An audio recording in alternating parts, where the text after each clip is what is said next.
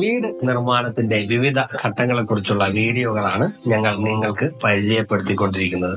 വീടിന്റെ തറ നിർമ്മിക്കുന്നത് എങ്ങനെ, തറയുടെ മുകളിൽ വരുന്ന ബെൽറ്റിന്റെ നിർമ്മാണം, ക്യാപിലറി എഫക്ട് മൂലം ഉണ്ടാകുന്ന ഡാമിനസ് തടയുന്നത് എങ്ങനെ, അതുപോലെ സെപ്റ്റിക് ടാങ്കിന്റെ ഇൻസ്റ്റോളേഷൻ, ഇങ്ങനെയുള്ള വിവിധ വീഡിയോകൾ നമ്മുടെ ചാനലിൽ നമ്മൾ ഉൾപ്പെടുത്തിയിട്ടുണ്ട്.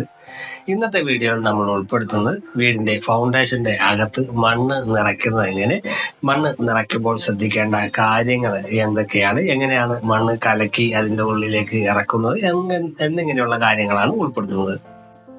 ഞാൻ മുഹമ്മദ് ഫൈസൽ, മൈ ഡ്രീം ഹോമിന്റെ പുതിയൊരു എപ്പിസോഡിലേക്ക് നിങ്ങൾക്ക് എല്ലാവർക്കും സ്വാഗതം.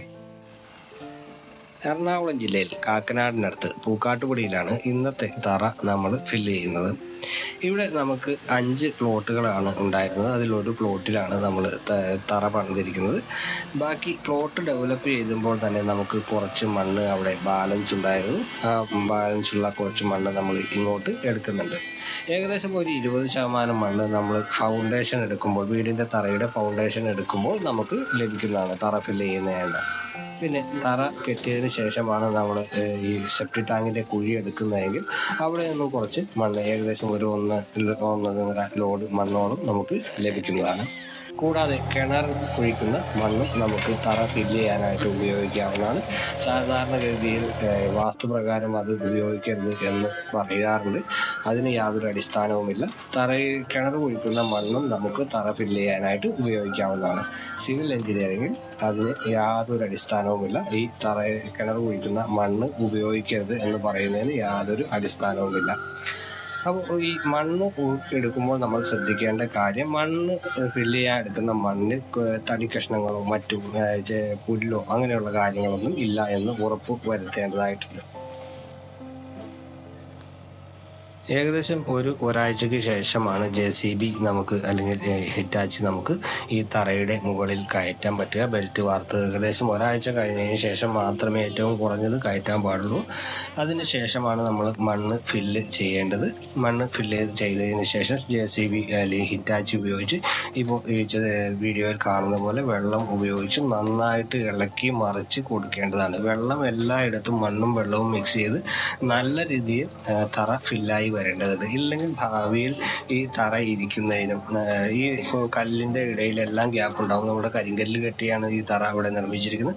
ആ കരിങ്കല്ലിൻ്റെ ഇടയിലെല്ലാം ഈ മണ്ണും ചെളിയും കൂടി ഇറങ്ങി നന്നായിട്ട് സെറ്റ് ആവേണ്ടതുണ്ട്. അതുകൊണ്ട് തന്നെയാണ് ഇത്രമാത്രം നല്ല രീതിയിൽ കലക്കി സെറ്റ് ആക്കുന്നത്.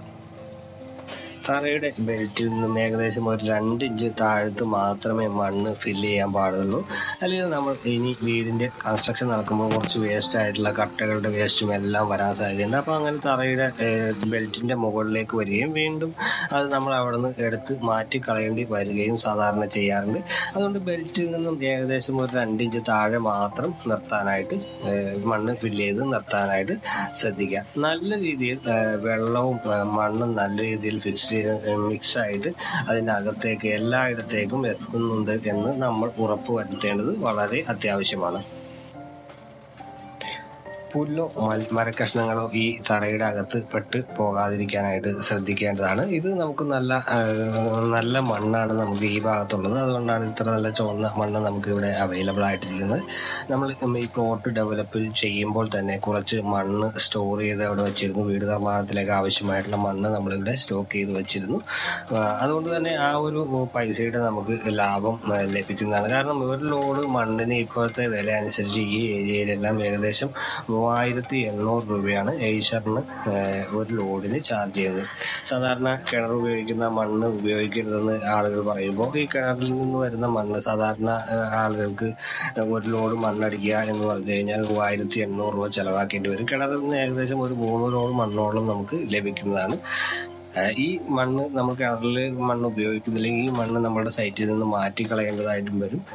കൂടാതെ ഇതിന് ആനുപാതികമായിട്ട് ഏകദേശം 3 ലോഡ് മണ്ണോളം നമ്മൾ പുറത്തു നിന്ന് അടിക്കേണ്ടതായിട്ട് വരും. അപ്പോൾ നല്ലൊരു വീട് നിർമ്മാണത്തെ സംബന്ധിച്ച് നല്ലൊരു ചിലവാണ് വരുന്നത്. ഇതിന് ഈ കിണറിലെ മണ്ണ് ഉപയോഗിക്കരുത് എന്ന് പറയുന്നതിന് സിവിൽ എഞ്ചിനീയറിംഗിൽ യാതൊരു അടിസ്ഥാനവുമില്ല. അതുകൊണ്ട് നമ്മളെല്ലാ സൈറ്റിലും ഈ കിണറിലെ മണ്ണും ഉപയോഗിക്കാറുണ്ട്. അതും കിണറിലെ മണ്ണും ഈ സാധാരണ മണ്ണും കൂടി മിക്സായി വരുമ്പോഴാണ് നല്ല സെറ്റിംഗ് ആയി വരിക. എന്നാൽ കിണറിലെ മണ്ണിന് ഒരു പശയുടെ ഒരംശം പോലെയുണ്ട്. അതിൻ്റെ അടിയിലേക്ക് ചെല്ലുന്നതോറും പശയുടെ ഒരു അംശമുണ്ട്.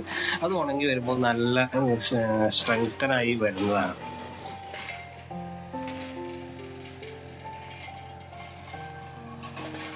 അപ്പോൾ ഈ തറ നമ്മൾ JCB ഉപയോഗിച്ച് മുഴുവനായിട്ട് നല്ല വെള്ളവും ചേർത്ത് നന്നായിട്ട് കലക്കി എടുത്തിട്ടുണ്ട്. അപ്പോൾ ഇത്രയുമാണ് ഇന്നത്തെ വീഡിയോയിൽ നമ്മൾ ഉൾപ്പെടുത്തുന്നത്. ഇതുപോലെ നിങ്ങൾ വീട് പണിയുമ്പോൾ വീടിൻ്റെ തറ നന്നായിട്ട് കലക്കി എടുക്കാനായിട്ട് ശ്രദ്ധിക്കുക.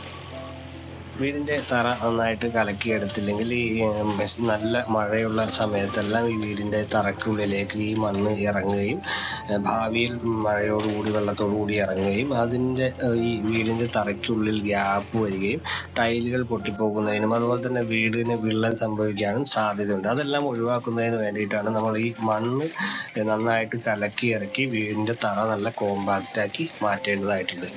അപ്പോൾ ഇന്നത്തെ വീഡിയോയിൽ തറ കലക്കുന്നത് എങ്ങനെയാണ്, എന്തൊക്കെയാണ് നമ്മൾ ശ്രദ്ധിക്കേണ്ടത് എന്നൊക്കെ കാര്യങ്ങളാണ് ഉൾപ്പെടുത്തിയത്. വീഡിയോ നിങ്ങൾക്ക് ഇഷ്ടമായി എന്നാണ് കരുതുന്നത്. ഇഷ്ടപ്പെട്ട ലൈക്ക് ചെയ്തേക്കുക. അപ്പോൾ നന്ദി, നമസ്കാരം.